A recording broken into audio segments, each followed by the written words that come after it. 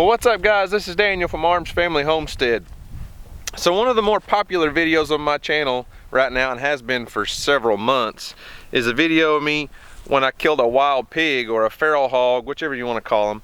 Oklahoma has a huge problem, just like many other states, with feral pigs, and they just come in and take over and really mess up your property. They're very destructive.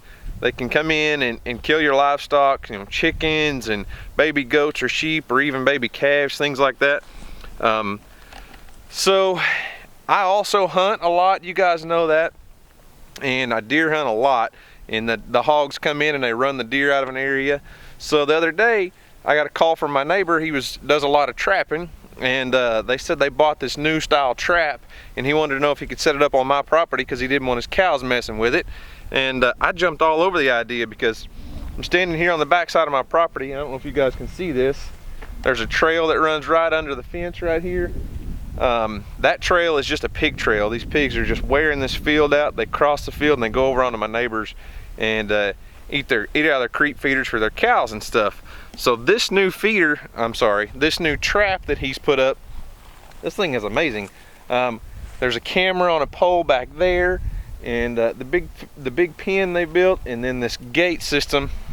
My neighbor actually just texted me and said, hey, there's deer in the trap right now, can you go run them out? Because the camera system he's using sends a message to his cell phone. As soon as anything is detected inside the trap, any movement is detected, that trail camera sends him a text message, so then he can watch what's going on. And you know, he obviously didn't trip the gate because the deer didn't get stuck in there, but the gate system here is set up with a remote on his phone. He's got an app.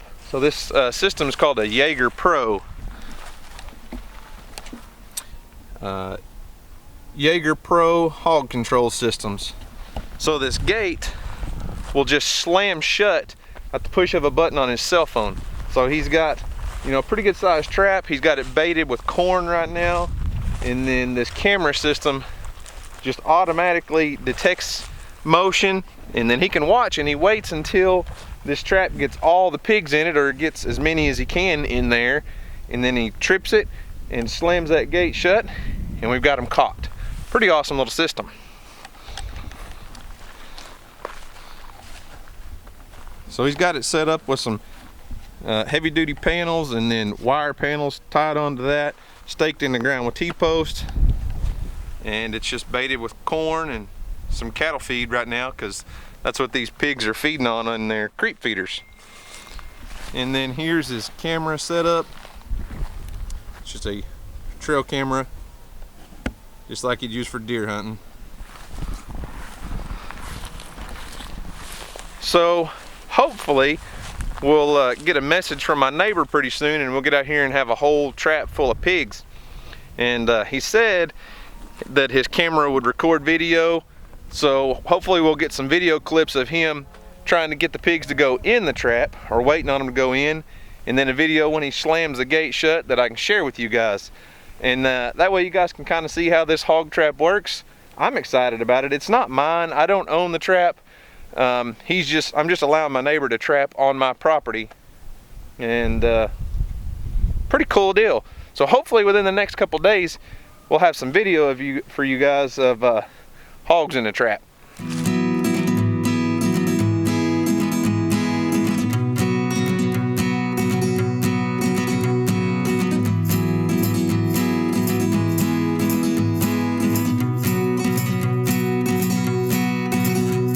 So if you can't tell, I'm pretty excited that my neighbor invested in that trap. That whole Jager Pro automatic gate closing system, everything. He's got $2,000 to $3,000 invested in that one hog trap, but they're a large ranch, and they have pigs on all their properties, and then they can also come in and do hog control for other people. So it's a pretty awesome setup. I'm probably not going to be investing in one of those, but it's nice to have it sitting on my property, and I sure hope we catch a bunch of them. These wild pigs, man, they just devastate everything. They just breed like crazy. They're fun to hunt. Everybody loves to hunt them, but you can't control their population by hunting alone. Now, I do have a video on my channel, an old video of when Weston was a little bitty guy. I'll leave a link to that video right here of Weston's big hog hunt. They're a lot of fun to hunt, don't get me wrong, but they just get out of control and tear everything up. So while I wait on the hog trap to fill up, I guess go back to my regular duties and get some stuff done out here in the greenhouse.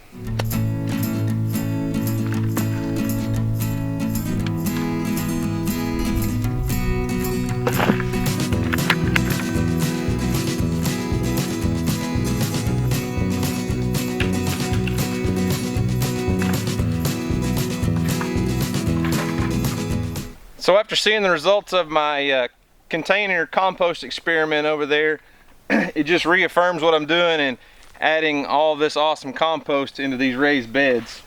Just need to fill the beds back up and get them topped off before I plant. But that kind of leads me to, after I posted that video the other day, I had several comments, people asking, you know, what's my recipe for making compost? How do I make my own compost? And when I share that, well, guys, I'm no expert on compost. I know it's amazing stuff. They call it black gold for a reason. But it's not hard to make. But what I'm using over here in this compost pile is just strictly what I cleaned up from inside of my barn and around where I feed hay to my goats. So it's old hay and goat manure. I just piled it up for about a year. I mean, the pile was 6 foot tall and probably 15-foot circle at one time, and just keep it moist. And I really didn't turn it near as much as I should have. I should have come out and turned it with the tractor every couple weeks. Really only turned it a few times, but it got up to temperature, it got hot, turned into some really awesome compost. It's not perfect, it hasn't been screened out. You can kind of dig through it, and every once in a while you'll hit a lump of hay like this, but there's not going to be any viable seeds left in this. I know everything, you know, any seed that might have been in here has been dead for a long time. This old rotted hay got hot with the compost, and there's not going to be seeds in that. So it's just adding organic matter to my beds. But anyways, guys, I am not an expert on compost, but it's really not hard to make with your leaves from your yard, grass clippings, food waste, chicken manure, goat manure. Pile all that stuff together. Get a big pile, that's the key. You need a big pile. A small, like a barrel size, really isn't gonna get enough heat to generate anything.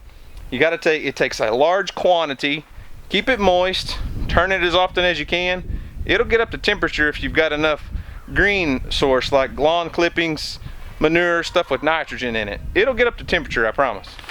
So there's only so much work I can do on a raised bed as far as hauling soil, hauling compost, busting things up, cleaning, pulling weeds. There's only so much of that stuff I can do before I finally break down and say, I gotta plant some seeds. So I've got 2 lines of drip tape set up on this row here next to my raised bed, and I'm gonna be planting some peas. So these are 2 different varieties that I got from M.I. Gardner. One is the sugar snap pea, and the other is mammoth melting snow peas. Now I've never grown the mammoth melting snow peas, but I have the sugar snap peas, and these are just amazing. Just to walk right out here in the garden, pick them off the little vine and eat them fresh, or throw them in a salad or a stir fry.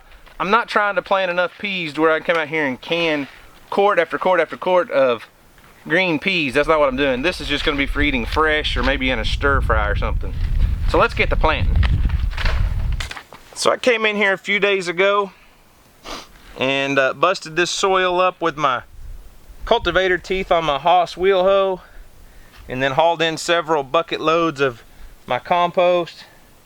And that's pretty simple. I'm just going to come in here every 3 or 4 inches and drop a seed in here. The ground is nice and soft right now, and there's lots of good compost.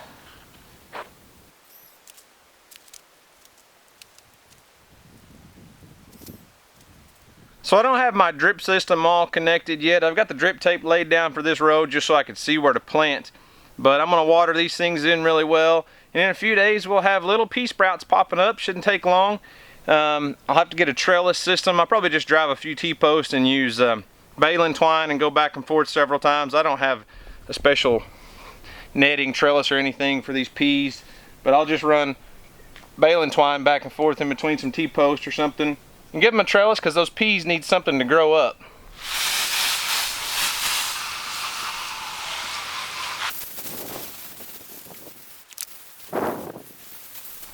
Well, that's all I've got for today, guys. Just trying to get a little work done here in the high tunnel before I have to actually go to work. Maybe, hopefully really soon, we'll have some pigs in that Jager Pro trap over there. I can't wait for my neighbor to text. Wake up in the morning, I'm like, oh, did he text? And didn't happen today, but we'll get some pigs in that trap soon, and I can't wait to show it to you guys. Spring is moving right along here in Oklahoma. Things are starting to green up really well, which means weeds in the high tunnel, but that's okay. It's all fun. Guys, if you're not following me on social media, be sure to check us out on there.